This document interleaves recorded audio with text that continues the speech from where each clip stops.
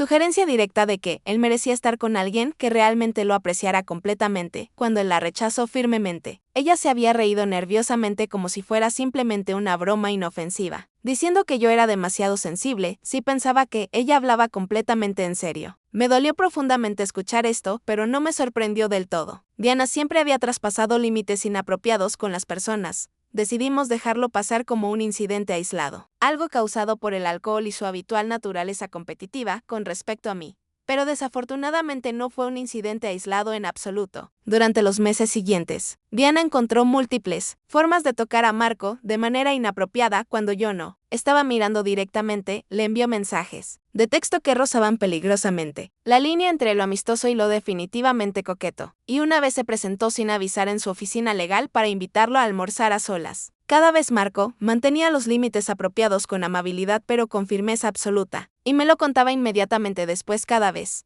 Después del incidente de la oficina que cruzó una línea clara, confrontamos juntos a mis padres sobre el comportamiento inaceptable de Diana. No salió nada bien. Sugirieron que Marco estaba malinterpretando sus gestos amistosos normales y que Diana simplemente lo admiraba como a un hermano mayor. Mi madre incluso sugirió, con buenas intenciones pero juicio terrible, que tal vez Marco se sentía secretamente halagado por la atención y estaba exagerando la situación. Esa noche difícil Marco y yo tomamos una decisión conjunta. Nos distanciaríamos educadamente de Diana sin causar una ruptura familiar completa. Rechazamos invitaciones donde ella estaría incluida. Nos aseguramos de no estar nunca completamente a solas con ella bajo ninguna circunstancia. Y Marco bloqueó su número en su teléfono después de que ella le enviara un mensaje particularmente sugerente a altas horas de la madrugada. Entonces surgió el problema médico que lo cambió absolutamente todo para nosotros. Marco había estado sintiendo dolor persistente durante semanas antes de acudir finalmente a un urólogo especializado. El diagnóstico fue varicocele, un agrandamiento problemático de las venas en el escroto que requería cirugía correctiva. La intervención quirúrgica salió técnicamente bien, pero hubo una complicación médica significativa. El doctor recomendó fuertemente realizar una vasectomía durante la misma cirugía debido a la naturaleza extensa del varicocele y la alta posibilidad de recurrencia futura. Fue una decisión extremadamente difícil, especialmente considerando nuestros problemas previos de fertilidad, pero estuvimos completamente de acuerdo en que era la opción correcta para la salud a largo plazo de Marcos. La vasectomía se realizó 2 años completos antes de la concepción de Mateo. Mantuvimos esta información médica completamente privada. Ni siquiera nuestros propios padres lo sabían. Después de años de preguntas invasivas sobre nuestra falta de hijos, habíamos aprendido a proteger ferozmente nuestra privacidad en torno a las cuestiones reproductivas personales. Las únicas personas que conocían esta información médica crucial eran Marco, yo misma y los doctores de Marco que habían realizado el procedimiento. Después de la cirugía, mientras Marco se recuperaba gradualmente en casa, hizo una predicción que en ese momento me pareció extremadamente paranoica. Diana no ha terminado con esto todavía, dijo una tarde sentado en nuestro jardín trasero con una bolsa de hielo discretamente colocada. Tengo la sensación persistente de que algún día intentará algo mucho más drástico contra nosotros. Me reí nerviosamente ante su preocupación, pero Marco hablaba completamente en serio. A la semana siguiente, concertó una cita con nuestro abogado de confianza, Roberto Silva. Fui con él y escuché atentamente, mientras Marco detallaba sistemáticamente el comportamiento de Diana y su reciente intervención médica importante. Roberto recomendó firmemente documentar absolutamente todo relacionado con la situación. Las insinuaciones no deseadas, los reportes médicos que confirmaban la vasectomía, incluso los mensajes de texto y los correos electrónicos de Diana guardados cuidadosamente. Nunca se sabe qué puede llegar a ser relevante legalmente más adelante, aconsejó Roberto sabiamente. Es significativamente mejor tener la documentación completa y no necesitarla jamás que desear desesperadamente tenerla más adelante. Seguimos meticulosamente su consejo profesional y creamos un archivo extenso con todo lo relacionado con la situación compleja. Marco también actualizó formalmente su testamento a través de los canales oficiales apropiados, asegurándose de que absolutamente todo me quedara a mí en caso de que él falleciera prematuramente. Roberto guardó copias certificadas de todos los documentos y nosotros depositamos los originales en una caja de seguridad de nuestro banco local. Por si acaso alguna vez, dijo Marco cuando cerramos la pesada caja metálica. Aunque tengo pensado estar aquí para lidiar personalmente con cualquier drama de Diana durante al menos otros 50 años completos. La mañana siguiente, después de la desastrosa fiesta de Cumpleaños de Mateo. Conduje directamente al banco, donde teníamos nuestra caja de seguridad. El gerente, que nos conocía a Marco y a mí desde hacía muchos años, me dio el pésame sincero mientras me acompañaba a la cámara acorazada segura. Me senté, completamente sola en la pequeña sala de visualización privada y abrí la caja que Marco y yo habíamos llenado con lo que él llamaba en broma nuestro kit de preparación para desastres familiares. Dentro había exactamente lo que necesitaba urgentemente. El testamento completamente legítimo de Marco, notariado y debidamente ejecutado según la ley, en el que me dejaba absolutamente todo. Los reportes médicos detallados que documentaban su vasectomía 2 años completos antes de la concepción de Mateo, lo que hacía biológicamente imposible que él fuera el padre. Un diario personal que Marco había llevado meticulosamente, documentando cada interacción inapropiada con Diana, incluyendo fechas exactas, horas precisas y citas textuales, cuando era posible, copias impresas de los mensajes de texto que ella le había enviado a lo largo del tiempo. Una carta formal de nuestro abogado confirmando que había sido testigo directo del testamento legítimo de Marco, y que estaba disponible para verificar su autenticidad, completa bajo juramento. Y en el fondo de la caja metálica, un sobresellado con mi nombre escrito con la familiar letra manuscrita de Marco. Con dedos temblorosos lo abrí cuidadosamente y comencé a leer su contenido. Mi querida Elena, si estás leyendo esta carta es porque me ha pasado algo grave y has tenido que acceder a estos documentos importantes. Espero sinceramente que, sea dentro de muchos años, cuando seamos viejos y canosos y las travesuras de Diana no sean más que un recuerdo distante del que nos reímos juntos. Pero si no es así, si ha ocurrido lo peor y ella ha intentado hacerte daño aprovechando mi ausencia, quiero que sepas que intenté prepararme para todas las posibilidades. Utiliza estos documentos para protegerte completamente. Sé lo mucho que valoras a la familia, lo leal que eres con tus seres queridos, pero mereces que te protejan de aquellos que se aprovecharían de tu hermoso corazón bondadoso. Te quiero más allá de las palabras, más allá del tiempo mismo. Pase lo que pase después de mi partida, tenlo presente siempre. Con todo mi amor eterno, Marco. Las lágrimas corrían libremente por mi rostro mientras leía sus palabras finales, sintiendo su amor y protección, llegando hasta mí incluso después de la muerte. Mi práctico y considerado marido había previsto esta posibilidad, quizás no el escenario específico exacto, pero sí la posibilidad real de que Diana intentara utilizar su muerte para su propio beneficio egoísta. Devolví cuidadosamente todo a la caja, excepto lo que necesitaba inmediatamente, copias de los registros médicos cruciales, el testamento legítimo y algunas entradas, seleccionadas del diario de Marco.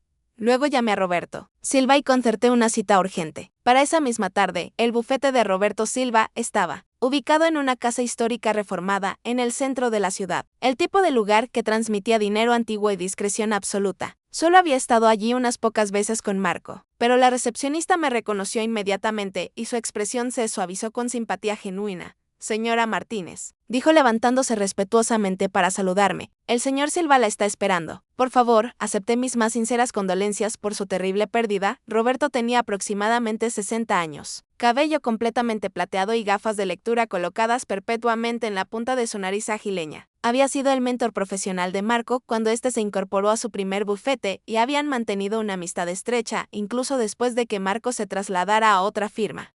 Al verme parada allí, «Oh, Elena, has venido finalmente», dijo con una voz extrañamente tensa y controlada. Miró nerviosamente por encima del hombro antes de hacerse a un lado para dejarme pasar. Entra rápidamente. Todos están reunidos en el jardín trasero. La pequeña casa estaba decorada profusamente con globos azules brillantes y serpentinas coloridas. Una pancarta con la inscripción «Feliz primer cumpleaños Mateo» se extendía a lo largo de la pared principal del salón pequeño. Vi a un grupo de personas que no reconocía para nada en la cocina, susurrando entre ellos. Se callaron abruptamente cuando pasé cerca y me siguieron con la mirada, de forma incómoda.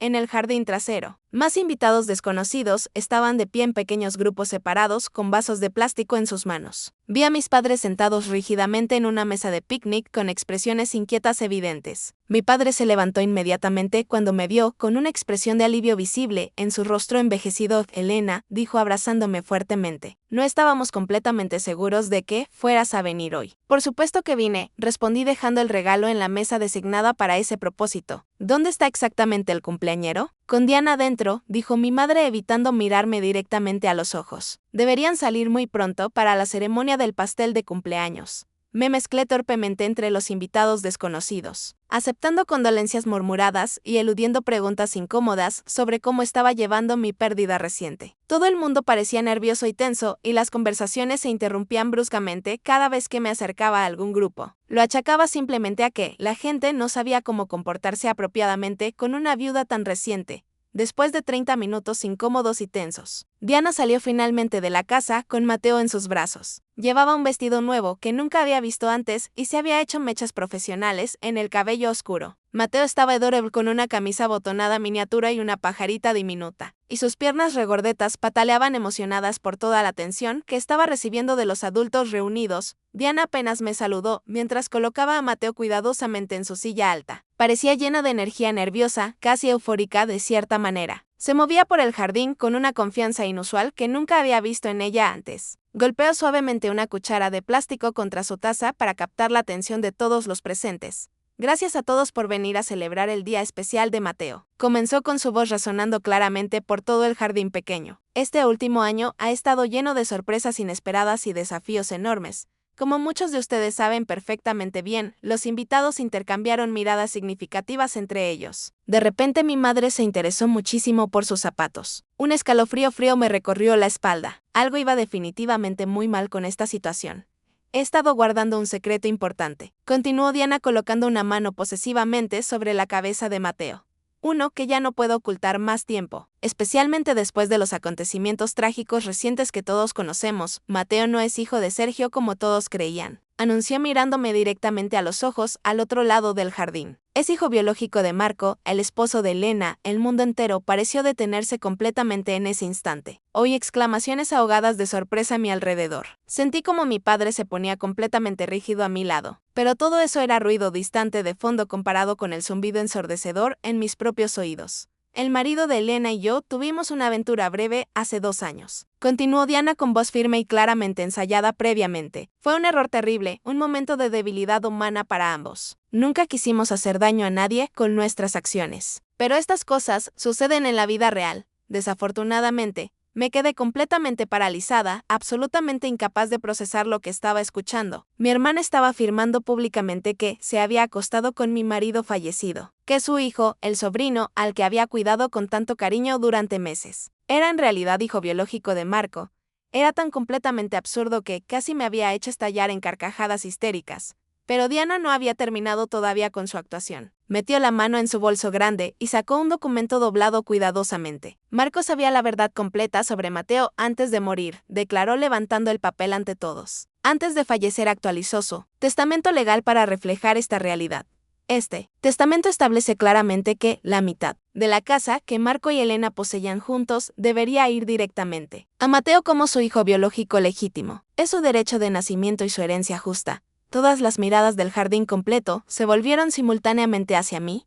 Podía ver la lástima incómoda, la curiosidad morbosa, el profundo malestar en sus expresiones. Mis padres parecían absolutamente consternados. Mi padre medio se levantó de su asiento como si no supiera si debía intervenir de alguna manera. Y entonces, para sorpresa completa de todos los presentes, incluida la mía propia, sentí que una sonrisa comenzaba a formarse en mis labios. No era una sonrisa de felicidad genuina, sino de esas que surgen cuando algo es tan escandalosamente falso que resulta casi cómico en su audacia. Apreté los labios con fuerza tratando de contener la risa completamente inapropiada que brotaba peligrosamente dentro de mí. Ya veo la situación claramente. Dije finalmente con voz tranquila y controlada. Tomé un sorbo largo de agua para ganar tiempo valioso, para reprimir las ganas abrumadoras de reírme directamente en la cara de mi hermana mentirosa. Puedo ver ese testamento personalmente. Diana, por favor. Su expresión de confianza vaciló ligeramente por primera vez. Era evidente que no esperaba esa reacción calmada de mi parte. Lentamente se acercó y me entregó el documento. Una página mecanografiada con lo que parecía ser la firma de Marco garabateada en la parte inferior. Lo examiné rápidamente y enseguida detecté múltiples inconsistencias obvias. El lenguaje legal era totalmente incorrecto, nada parecido a los documentos profesionales que había visto traer a casa Marco durante años. Y la firma, aunque similar superficialmente a la de Marco, era claramente una falsificación emeter. El trazo, que conectaba ciertas letras, era completamente incorrecto y el remate final era demasiado exagerado y pronunciado. Doblé cuidadosamente el papel y se lo devolví sin expresión. Gracias por compartir esto conmigo hoy. Creo que ahora realmente tengo que irme de aquí. ¿Eso es absolutamente todo?, preguntó Diana con confusión evidente en su voz y su postura. ¿No vas a decir nada más sobre esta situación? Por ahora no, respondí con calma, recogiendo mi bolso del suelo. Hoy es el día especial de Mateo. Podemos discutir todo esto en privado más adelante si es realmente necesario. Me despedí brevemente de mis padres, que estaban visiblemente conmocionados, y les prometí que los llamaría muy pronto para hablar. Mientras caminaba hacia mi coche estacionado, podía oír claramente los murmullos crecientes a mi espalda, el ambiente festivo completamente destrozado por la bomba que Diana había detonado.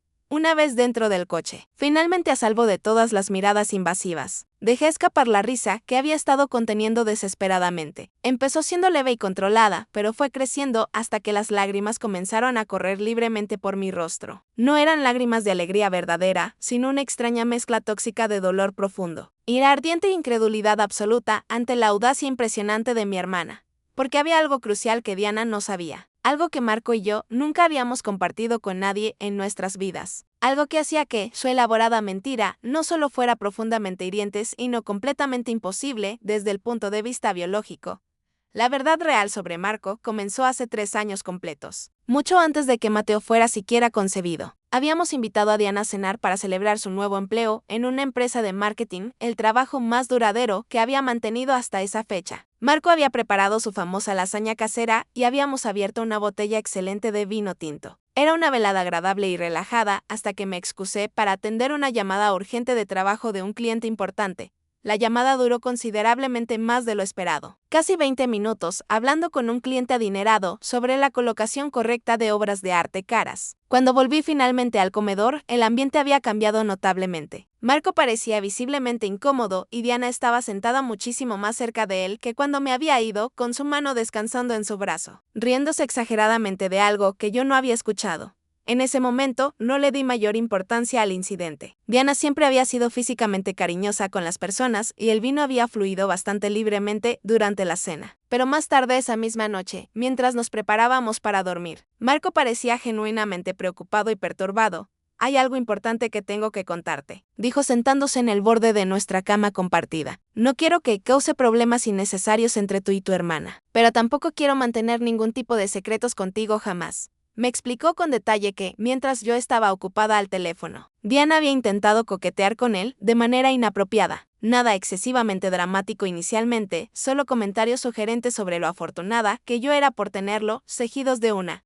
Mi nombre es Elena y a mis 34 años jamás imaginé que terminaría siendo viuda. Hace apenas 3 meses perdí a Marco, mi compañero de vida, durante 11 años completos, debido a un aneurisma cerebral que llegó sin avisar. Pocos días después de despedirlo en su funeral, me obligué a asistir al primer cumpleaños de mi sobrino Mateo, donde mi hermana menor, Diana, dejó caer una bomba que nadie esperaba. Frente a todos los invitados, anunció que Mateo era en realidad hijo de Marco, y además mostró un supuesto testamento donde reclamaba la mitad de mi casa, valorada en 900.000 euros. Lo que ella desconocía por completo era la razón, por la cual me resultaba tan difícil contener la risa ante semejante declaración. Absurda. Marco y yo nos conocimos hace 12 años durante una gala benéfica organizada para ayudar a niños con enfermedades graves. Yo trabajaba como voluntaria ayudando a coordinar los artículos para la subasta silenciosa, cuando él superó todas las ofertas por una hermosa acuarela del horizonte de la ciudad al atardecer, con tonos vibrantes de naranja y púrpura que se mezclaban sobre el agua. Después de ganar la subasta, caminó directamente hacia mí y me entregó el cuadro. Me había dado cuenta de que lo habías estado admirando toda la noche, me dijo con una sonrisa que iluminaba sus ojos claros. Creo que te pertenece más a ti que a mí.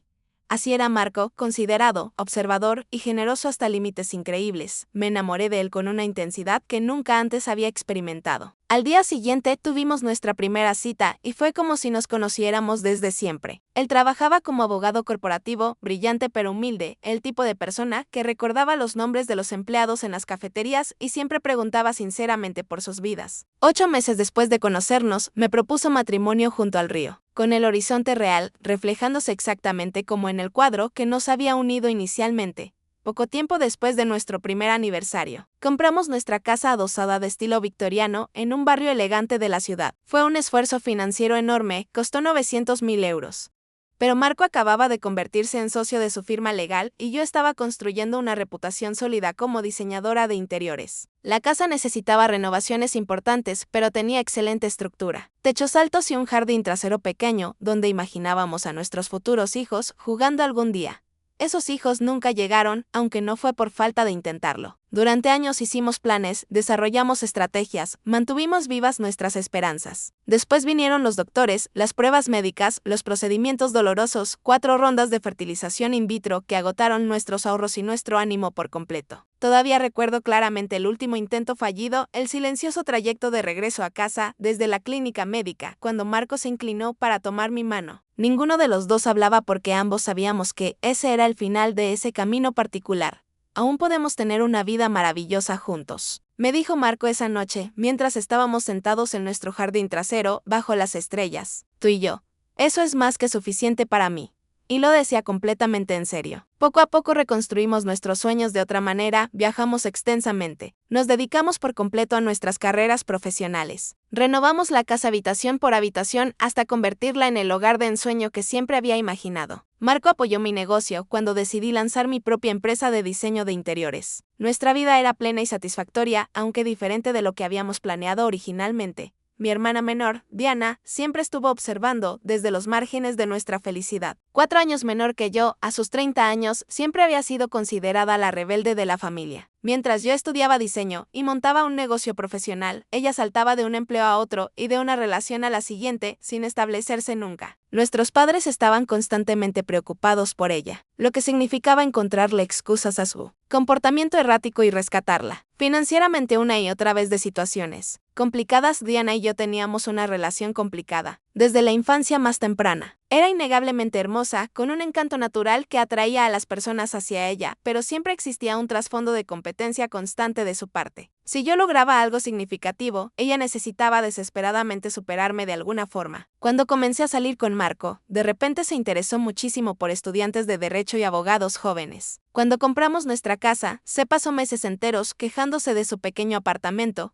presionando a nuestros padres para que la ayudaran económicamente a mejorar su situación. Era agotador emocionalmente, pero Marco siempre me animaba a mantener la relación familiar. Es tu única hermana, me recordaba con paciencia. La familia siempre es importante, sin importar las circunstancias. Hace 2 años, Diana comenzó una relación con Sergio, un camarero que conoció durante una noche de fiesta con amigos. Era atractivo físicamente, con aspecto rebelde, tatuajes cubriendo sus brazos y una motocicleta ruidosa que a nuestros padres definitivamente no les agradaba. Su relación parecía volátil e inestable desde afuera, con rupturas dramáticas seguidas de reconciliaciones, apasionadas que todos presenciábamos. Incómodos, luego llegó el anuncio del embarazo. Durante la cena navideña del año anterior a la muerte de Marco. Fue completamente inesperado, por decirlo menos. Diana nunca había expresado ningún interés genuino en convertirse en madre. De hecho, había comentado múltiples veces que mi deseo de tener hijos era simplemente ceder a las expectativas sociales anticuadas. Sin embargo, allí estaba ella, anunciando su embarazo con lágrimas teatrales y declaraciones emotivas sobre el milagro de la vida que sonaban completamente fuera de carácter. Sentí esa familiar punzada de celos atravesándome. Después de todas nuestras luchas médicas, todo nuestro sufrimiento emocional, Diana había conseguido accidentalmente lo que nosotros habíamos deseado tan desesperadamente durante años. Pero reprimí esos sentimientos oscuros con fuerza. Me alegraba sinceramente por ella de cierta forma y estaba completamente decidida a ser la mejor tía posible para su hijo cuando naciera.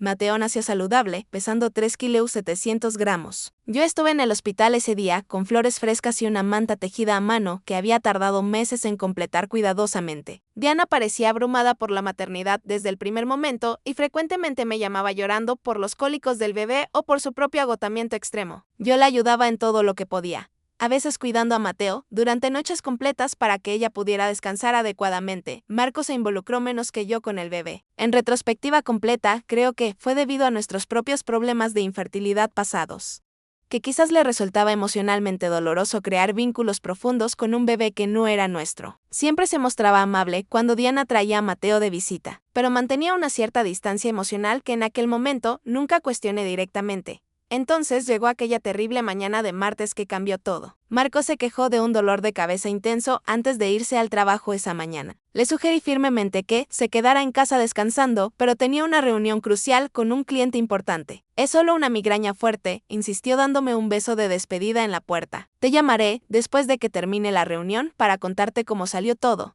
Esa llamada nunca llegó jamás. En su lugar, recibí una llamada del hospital local. Cuando llegué corriendo, ya había fallecido. Un aneurisma cerebral masivo, me explicaron los médicos con expresiones graves. No había nada que se pudiera haber hecho para salvarlo. Tenía apenas 36 años de edad.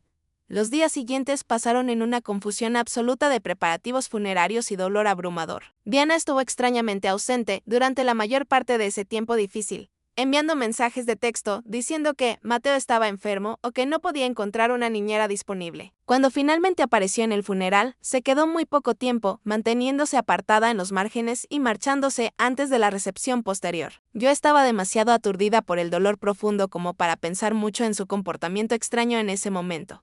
Una semana después de enterrar a Marco, llegó el primer cumpleaños de Mateo.